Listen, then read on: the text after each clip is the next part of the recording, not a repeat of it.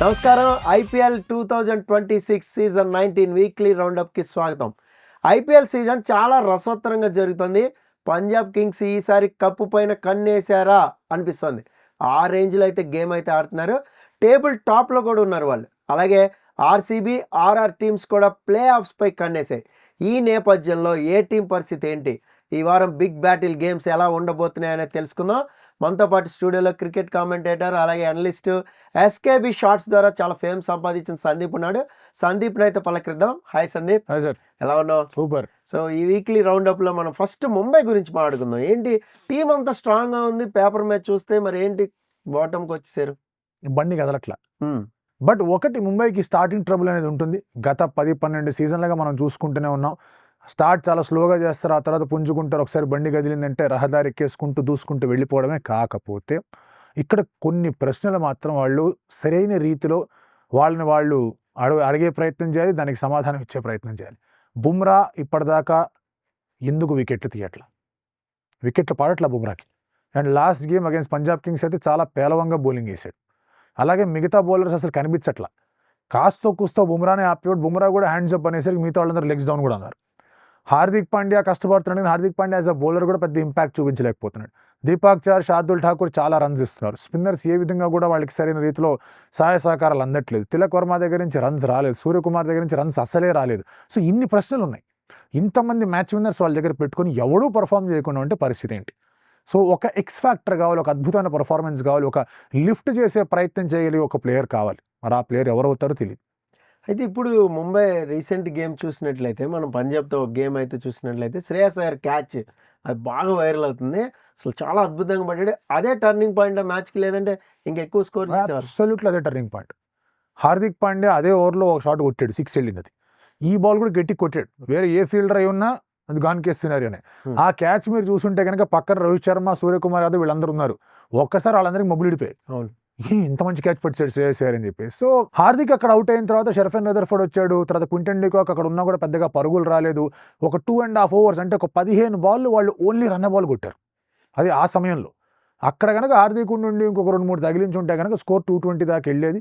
అప్పుడు ప్రెషర్ కాస్త డిఫరెంట్గా ఉండేది. ఎప్పుడైతే 200 తక్కువ స్కోర్ ఉండిందో అక్కడే ఫస్ట్ ఓవర్లో ఎప్పుడైతే దీపక్ చార్కి బాల్ ఇచ్చాడో అక్కడే మ్యాచ్ అయిపోయింది. ఎందుకంటే మీరు కొట్టాల్సిన 190లో మొదటి ఓవర్లోనే 21 లాగేశారంటే మిగతా బౌలర్స్ అందరూ కూడా జాగ్రత్త పడే ప్రయత్నం చేస్తారు, కానీ వికెట్ తీసే ఆలోచనతో రారు. సో ఆ ఒక కైండ్ ఆఫ్ యాటిట్యూడ్ అనేది ముంబైకి ఖచ్చితంగా ఇబ్బంది క్రియేట్ చేస్తుంది, ముంబైని ముంచుతోందని చెప్పాలి. They have to be aggressive. And ఎవరో ఒకళ్ళు లేదు ఇంకా అయిపోలే situation, come on let's do it అని చెప్పగలగాలి. హార్దిక్ పాండ్యా పోస్ట్ మ్యాచ్ ఇంటర్వ్యూలో చూస్తే కనుక నేను ఏం చెప్పాలి నాకేం అర్థం కావట్లేదు, ఎవడేం చేస్తాడో నాకేం తెలియట్లేదు, we have to take tough calls అన్నాడు. మహిళా జయవర్ధనే పోస్ట్ మ్యాచ్ ప్రెస్ కాన్ఫరెన్స్లో మాట్లాడుతూ ఆయన కూడా అదే అన్నాడు. ఏదో ఫలానా ప్లేయర్ మీద, నా మీద, మీద వాళ్ళ మీద కాదు, ఒక టీమ్గా మేము ఎఫర్ట్ పెట్టాల్సిన అవసరం కనిపిస్తుంది అన్నాడు. ఇలాంటి స్టేట్మెంట్ లాస్ట్ ఇయర్ కూడా రాలా. లాస్ట్ ఇయర్ కూడా ఫస్ట్ 4 ఓడిపోయారు, అంతకుముందు కూడా ఓడిపోతూనే వచ్చారు. సో ఇలాంటి స్టేట్మెంట్స్ ఎక్కడ రాలా వాళ్ళ దగ్గర నుంచి. మరి ఏమైనా టఫ్ కాల్స్ తీసుకుంటారా లేదా అనేది వేచి చూడాల్సిన అంశం. వాళ్ళ బౌలింగ్ అనేది కనిపించట్లా. బ్యాటింగ్ సమస్య బౌలింగ్ కన్నా కొంచెం గట్టి కనిపిస్తుంది, కానీ కొట్టట్లేదు అని చెప్పేసి చాలామంది అనొచ్చు, కానీ బౌలింగ్ లేదు. ఉంటేగా బౌలింగ్ వచ్చింది అంటే ముంబై పుంజుకొని రావచ్చు. బౌలింగ్ పర్ఫార్మెన్స్ సరిగ్గా ఉంటే, బౌలింగ్ రిసోర్సెస్ ఉన్నాయి, పర్ఫార్మెన్స్ రావాలి. వస్తుందా? అయితే ఇప్పుడు Punjab, RCB and RR table టాప్లో ఉన్నాయి. సో ప్లే ఆఫ్ మీద అయితే కన్నేశారు. సో వాళ్ళ పర్ఫార్మెన్స్ కూడా బాగుంది. సో ఈ వీక్ పర్టికులర్గా వాళ్ళు ఏది కూడా ఓడిపోకుండానే వచ్చారు ఆల్మోస్ట్. ఒక ఆర్సీబీకి ఒకటి జలక్ తప్ప మిగతా అందరూ కూడా ఓడిపోయారు. సో వాళ్ళ టీమ్స్ పర్ఫార్మెన్స్ అనేది ఎట్లా ఉంది? ఇప్పుడు ఈ 3 టీంలకి ప్రధానంగా మనం మాట్లాడుకుంటే కనుక కొన్ని సిమిలారిటీస్ ఉన్నాయి. ఆర్సీబీ అండ్ పంజాబ్కి ద సిమిలారిటీ ఏంటి అంటే కనుక వాళ్ళిద్దరు క్యాప్టెన్లు అదరగొడుతున్నారు. ఆర్సీబీకి రజత్ పాటిదార్ ఆ మిడిల్ ఓవర్స్ యాక్సలరేషన్ ఏదైతే చేస్తున్నాడో ప్రతి టీంని వెనక్కి నెట్టేస్తాడు. ప్రతి మ్యాచ్లో ఆడాడు రజత్ పాటిదార్. అది ఫస్ట్ బ్యాటింగ్ చేసినా, సెకండ్ బ్యాటింగ్ చేసినా ప్రతి మ్యాచ్ వచ్చాడు, మధ్యలో ఎక్కడొక్కడ ఏదో ఒక బౌలర్ని పట్టుకొని వాయగొడుతున్నాడు. అలాగే శ్రేయస్ అయ్యర్ ఎంత అష్యూరెన్స్ తెస్తున్నాడంటే అతని బ్యాటింగ్లో ప్రతి మ్యాచ్ పంజాబ్ చేసింది. వాళ్ళకి వచ్చింది, చేసుకుంటూ వచ్చారు, చేస్తూనే గెలిచారు. ప్రతి ఫస్ట్ మ్యాచ్ చేసి ఒకటి పక్కన పెట్టేస్తే మిగతా 3 చేజులు హెవీ రన్సే, 210, 220, 190+. అలాంటి పరిస్థితుల్లో ప్రతి మ్యాచ్లో శ్రేయస్ అయ్యర్ దగ్గరుండి ఒక ఫినిష్ దాకా నెట్టగలిగాడు. సో వీళ్ళిద్దరు క్యాప్టెన్స్ బాగా పర్ఫామ్ చేస్తున్నారు. ఇద్దరు క్యాప్టెన్స్ ఒక గేమ్ అవేర్నెస్ చాలా బాగుంది బ్యాటింగ్ చేస్తున్నప్పుడు. ఆన్ ద ఫీల్డ్ కూడా వాళ్ళ గేమ్ అవేర్నెస్ చాలా ఖచ్చితంగా కనిపిస్తుంది. అదే రీతిలో రియాన్ పరాగ్ గేమ్ అవేర్నెస్ కూడా బాగుంది, బాగా ఆడుతుంది. అతని బ్యాట్ ఫైర్ కావట్లేదు. అతని బ్యాట్ ఫైర్ ఏంటంటే ఆర్ఆర్ ఇంకా కొంచెం డేంజరస్గా తయారయ్యే అవకాశాలు ఉన్నాయి. అండ్ వీళ్ళ ముగ్గురు వాళ్ళకి ఆడే ప్లేయర్స్ కానివ్వండి, కాంట్రిబ్యూటర్స్ కానీ, అఫ్కోర్స్ క్యాప్టెన్స్ ఉన్న మిగతా వాళ్ళు కూడా కాంట్రిబ్యూట్ చేస్తున్నారు. సో క్యాప్టెన్స్ ముందుండి నడిపిస్తున్నారు. రియాన్ పరాగ్ సరే పెద్దగా రన్స్ రావట్లేదు, మిగతా వాళ్ళందరూ భలే కాంట్రిబ్యూషన్స్ అందిస్తున్నారు. అదే డిఫరెన్స్ వాళ్ళకి మిగతా టీమ్స్ అన్నిటికీ. ఇప్పుడు క్యాప్టెన్ మీద బరువు తీసేయాలి, లేదంటే కనుక చాలా ఇబ్బందులు ఎదురవుతాయి. క్యాప్టెన్ బరువు మోయగలగాలి, లేదా అన్నా కూడా చాలా ఇబ్బందులు ఎదురవుతాయి. ఇక్కడ వీళ్ళిద్దరూ ఆ పని చేస్తున్నారు. అండ్ ఆర్ఆర్ కొంచెం క్లోజ్గా ఉన్నారు వాళ్ళకి. So let us see how things go. So ఈ రకంగా చూస్తే మనం చేజ్ మాస్టర్ అనొచ్చా శ్రేయస్ అయ్యర్ని కోహ్లీ తర్వాత? ఈ ఐపీఎల్లో ఖచ్చితంగా అనొచ్చు చేజ్ మాస్టర్, అందులో ఎటువంటి డౌట్ లేదు. చెన్నైకి అగేన్స్గా క్విక్ ఫైర్ 50 కొట్టాడు 200 పైన స్ట్రైక్ రేట్తో. ఎస్ఆర్హెచ్కి అగేన్స్గా మ్యాచ్ ఫినిష్ చేశాడు, నుంచున్న లాస్ట్ దాకా నాట్అవుట్గా ఉన్నాడు. ఆ తర్వాత ముంబై మీద కూడా కొంచెం ట్రికీ సిచ్యువేషనా అన్నట్టు అనిపించింది, బుమ్రానే బాది అవతల పడేశాడు. సో ఐ థింక్ ఈ ఐపీఎల్లో మాత్రం ఖచ్చితంగా Shreyas Iyer is the chase master. So మనం ఒకసారి పాయింట్ టేబుల్ అయితే చూద్దాం. పాయింట్ టేబుల్ అయితే సో పంజాబ్ అయితే టాప్లో ఉంది, దాని గురించి ఆల్రెడీ మనం మాట్లాడుకున్నాం. ఆ తర్వాత ఆర్సీబీ 5 మ్యాచ్లు ఆడితే 4 మ్యాచ్లు ఉన్నారు, ఒకటైతే ఓడిపోయారు. సో 8 పాయింట్స్తో ఉన్నారు. అలాగే ఆర్ఆర్, ఈ 3 అయితే టాప్లో ఉన్నాయి. సో మరి ఎస్ఆర్హెచ్ పరిస్థితి ఏంటి? ఎస్ఆర్హెచ్ రాబోయే 2 మ్యాచ్లు చాలా ఇంపార్టెంట్ మ్యాచ్లు. ఒకటి సిఎస్కేతో ఆడబోతున్నారు, హోమ్ మ్యాచ్ అది. అండ్ సిఎస్కే మీద గెలవగలిగితే ఒకటి సిఎస్కే మీద ప్రెషర్ పెడతారు, ఎందుకంటే ఎస్ఆర్హెచ్ అండ్ సిఎస్కే సేమ్ పాయింట్స్తో ఉన్నారు. ఎల్ఎస్జీ కూడా ఆ 4 పాయింట్లతోనే ఉంది. సో ఇక్కడ ఆ 4 పాయింట్ల బ్యాటర్ అనేది కనిపిస్తుంది. As we speak GT versus KKR match ఉంది, జీటీ కూడా 4 పాయింట్ల వద్దే ఉన్నారు. సో 4 పాయింట్స్ దగ్గర మీరు టీమ్స్ చూసుకుంటే కనుక సంఖ్యలో 5 6 4 టీంలు ఉన్నాయి అక్కడ. సో ఎస్ఆర్హెచ్ ఈ మ్యాచ్ గెలిస్తే మిగతా వాళ్ళ మీద ప్రెషర్ పెట్టే అవకాశం ఉంటుంది. తర్వాత మ్యాచ్ల్లో కూడా వాళ్ళకి కాస్త ఊపు అనేది వస్తుంది. 25th Pat Cummins is also coming in. So ఇంకా కొంచెం బలంగా తయారయ్యే అవకాశం కనిపిస్తుంది ఎస్ఆర్హెచ్కి. So next 2 matches are very very important. ఆ మ్యాచ్లు కనుక వాళ్ళు గెలవగలిగితే ఎస్ఆర్హెచ్ చాలా హ్యాపీగా ఊపిరి పీల్చుకుంటూ కుమ్మేస్తాం దున్నేస్తాం అనుకుంటారు. ఒకటి ఓడిపోయినా పర్వాలేదు, కానీ 2 ఓడిపోయారా గోల్ అయిపోతుంది. Ayurveda understood women's hormonal harmony using sacred herbs. Now powered with 3 clinically studied botanicals that work on complete hormonal balance. Shatavari balances estrogen, easing menstrual irregularities, cramps, and mood fluctuations. Vitex Agnus supports progesterone while lowering prolactin, effective for PMS and fertility support. Ashwagandha reduces cortisol, supporting reproductive hormone balance, thyroid function, and menopausal comfort. Presenting Relief Harmony, natural, vegan, Ayurvedic formula that nurtures hormones. Because hormonal imbalance affects energy, mood, metabolism, and confidence. Don't endure imbalance. Restore balance. Live life fullest with Relief.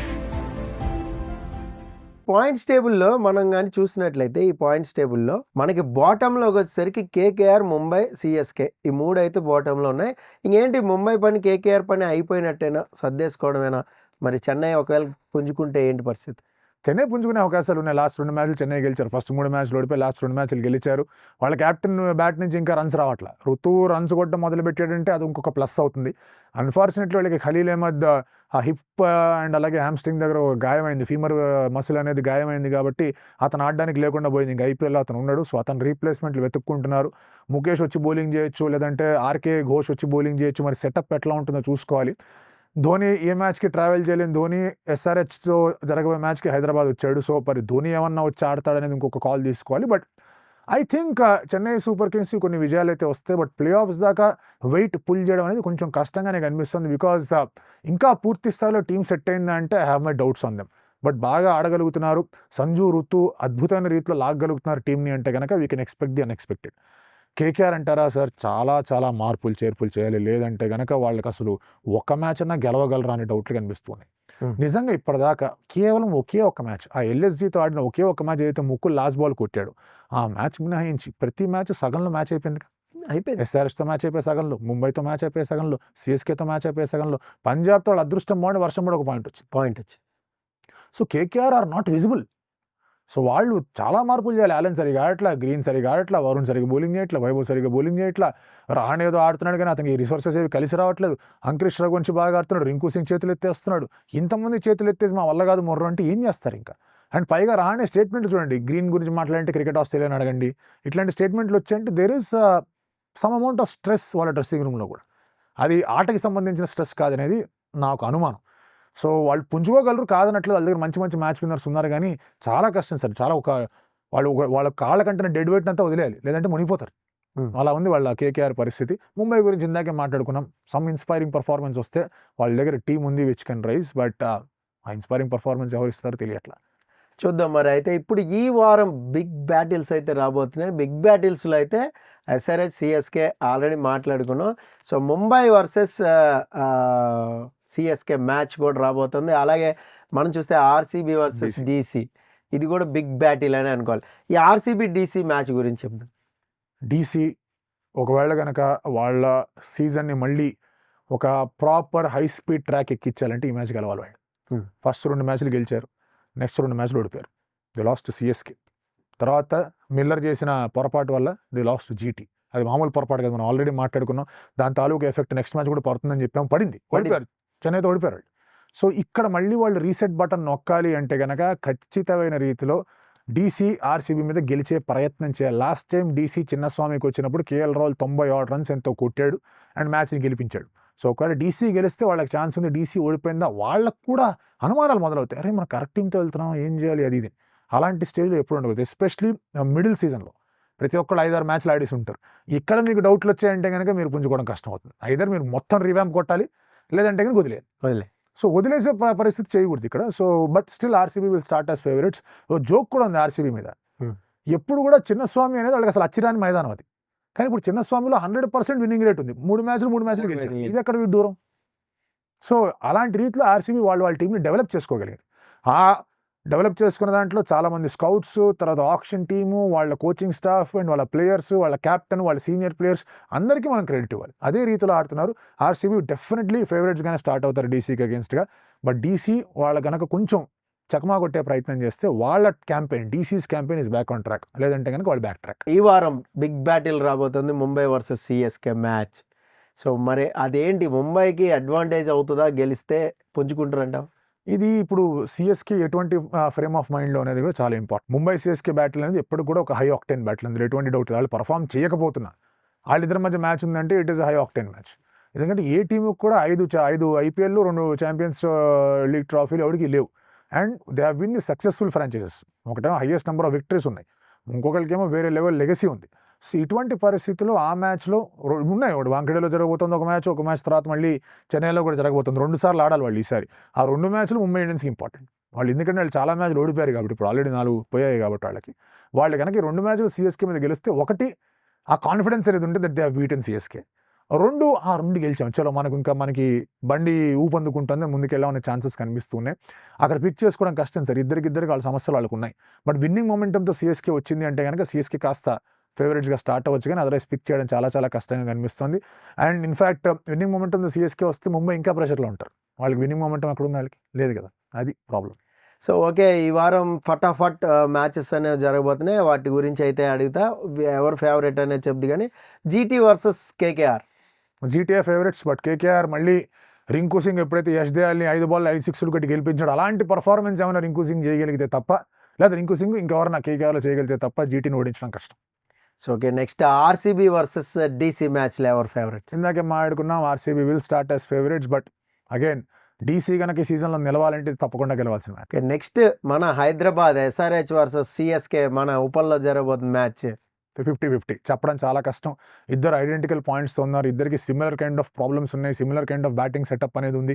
Probably ఒక చిన్న edge SRHకి అనేది ఉందని చెప్పుకోవాలి, ఎందుకంటే ఉప్పల్లో ఆడుతున్నారు, మంచి flat wicket వచ్చిందంటే కనుక దంచి వదిలిపెట్టచ్చు. But very tough to say. Okay, next KKR versus RR match, ఇది కూడా ఇంట్రెస్టింగ్ ఉండబోతుంది. RR కనుక ఇక్కడ 2 పాయింట్లు తెచ్చుకోలేదంటే they will feel terribly disappointed. So RR favourites. Okay, next Punjab versus LSG. ఇది LSG అగైన్ మనం మాట్లాడుకుంటాం. వాళ్ళు 2 మ్యాచ్లు కూడా చాలా కష్టపడి గెలిచిన మ్యాచ్లు, ఓడిపోయిన మ్యాచ్లు సునాయాసంగా అందించేశారు. అఫ్కోర్స్ ఢిల్లీ మీద కాస్త 4 వికెట్లు తీసి కొంచెం హోప్ వచ్చినా ఆ తర్వాత వదిలేశారు మ్యాచ్ని. సో ఒకవేళ కనుక పంజాబ్ని ఆపాలి అంటే LSG ఏ స్థాయిలో ఆడాలో ఆలోచించుకోండి. అంటే ఇక పూరన్ ఫైర్ అవ్వాలి, మార్ష్ ఫైర్ అవ్వాలి, రిషబ్ పంత్ ఫైర్ అవ్వాలి, చాలా కష్టం పంజాబ్ మీద గెలవడం. But let us see how things go. Punjab ఫేవరెట్స్గా స్టార్ట్ అవుతారు. నెక్స్ట్ గుజరాత్ వర్సెస్ ముంబై, ఇది కూడా మంచి బ్యాటిల్ అవబోతుంది. ఇది అహ్మదాబాద్లో జరుగుతుంది. ఈ మ్యాచ్ బ్లాక్ సాల్ వికెట్ ఇవ్వచ్చు, కొంచెం ఆగి వచ్చే వికెట్ లాంటివి ఇచ్చే ప్రయత్నం కూడా చేయొచ్చు. బట్ GTకి కూడా సమస్యలు, of course they might win, KKR మీద గెలిచేసి రావచ్చు, వాళ్ళ దగ్గర కొంచెం ఆ పాయింట్స్ కూడా ఉండొచ్చు. కానీ it is a tough match to predict. GTA కొంచెం అహెడ్ స్టార్ట్ అవ్వచ్చు, కానీ ముంబై ఆ మ్యాచ్లో కనుక టర్న్ అరౌండ్ మొదలుపెట్టిందంటే, మనం ఆర్సీబీ గురించి అనుకున్నాం, ఆ తర్వాత పంజాబ్ మీద కూడా అనుకున్నాం ముంబై ఎవరో ఒకరి మీద గెలుస్తుంది, ఎవరి మీద గెలవాలి. బట్ జీటీ మీద గెలిచిందా ప్రాబ్లీ దే కెన్ మళ్ళీ బండి ట్రాక్లో పడచ్చు. సో అది tough to say, but GT still. Okay, next SRH versus DC. I think ఇది ఈ మ్యాచ్ ఒక రిజల్ట్ మిగతా లాస్ట్ 2 మ్యాచ్ల మీద డిపెండ్ అవుతుంది. ఇప్పుడు డీసీ ఆర్సీబీ మీద ఎట్లా ఆడింది, ఎస్ఆర్హెచ్ సిఎస్కే మీద ఎట్లా ఆడింది, దాని తాలూకా ఛాయలు ఈ మ్యాచ్లో ఉంటాయి అనుకుంటున్నా. సో ఆ రిజల్ట్స్ వచ్చాక ఈ రిజల్ట్ గురించి చెప్పే అవకాశం వస్తుంది. ఆల్రౌండ్ టీం పరంగా మనం చూసుకుంటే డీసీ ఉంది, కానీ బ్యాటింగ్ పరంగా స్ట్రెంగ్త్ అనేది ఎస్ఆర్హెచ్ దగ్గర ఉంది. And hopefully SRH. Okay, next LSG versus RR. ఇక్కడ కూడా మళ్ళీ ఆర్ఆర్ కనుక 2 పాయింట్లు రాలేదంటే కనుక they will feel terribly disappointed. So ఆర్ఆర్ఏ ఫేవరెట్స్గా స్టార్ట్ అవుతారు. Next big battle Mumbai versus CSK. 50-50 చెప్పడం చాలా కష్టం. It depends. ముందు ముంబై ఒక మ్యాచ్ ఆడొస్తుంది, సిఎస్కే ఒక మ్యాచ్ ఆడొస్తుంది. గెలిచి వచ్చారంటే 50-50, ఒకళ్ళు గెలిచి ఒకళ్ళు ఓడిచ్చారంటే వాళ్ళకి అడ్వాంటేజ్ ఉంటుంది. ఓకే, నెక్స్ట్ ఫ్రైడే ఆడబోతుంది ఆర్సీబీ వర్సెస్ జీటీ. ఇది ఒక ఇంట్రెస్టింగ్ బ్యాటిల్. అంటే the reason I say interesting is overall team పరంగా ఆర్సీబీ చాలా చాలా స్ట్రాంగ్ ఉంది జీటీతో పోల్చుకుంటే. బట్ జీటీలో ఉన్న కొంతమంది ఆర్సీబీ మీద మంచి రికార్డ్స్ ఉన్నాయి వాళ్ళకి. వాళ్ళు కనుక ఆడడం మొదలుపెట్టారు, ఒక బట్లర్ కానివ్వండి, లేదా ఒక గిల్ కానివ్వండి, లేదంటే ఒక ప్రసిద్ధ్ కానివ్వండి, సిరాజ్ ఎక్కడి నుంచి అక్కడికి వెళ్ళాడు, రషీద్ ఖాన్ కానీ, ఇలాంటి వాళ్ళు బాగా ఆడారంటే జీటీకి గెలిచే ఛాన్సెస్ ఉన్నాయి. So I mean still on paper RCB అని అంట, బట్ జీటీకి ఛాన్స్ ఖచ్చితంగా ఉంది ఆ match. Okay, thank you Sandeep.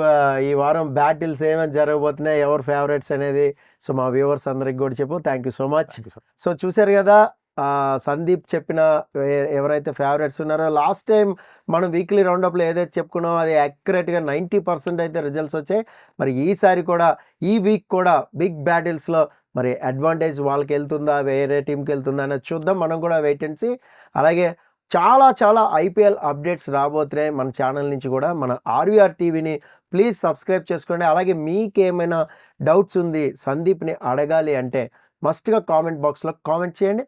This is Parital Murthy signing off. Bye bye.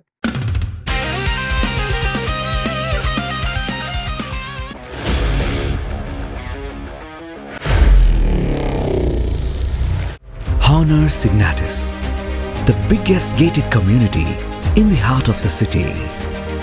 Spacious 3, 3.5 and 4 BHK apartments at Kukatpalli, High-Tech City. 27.5 acres, 18 towers. G+25 floors, 1695 to 3815 square feet unit sizes.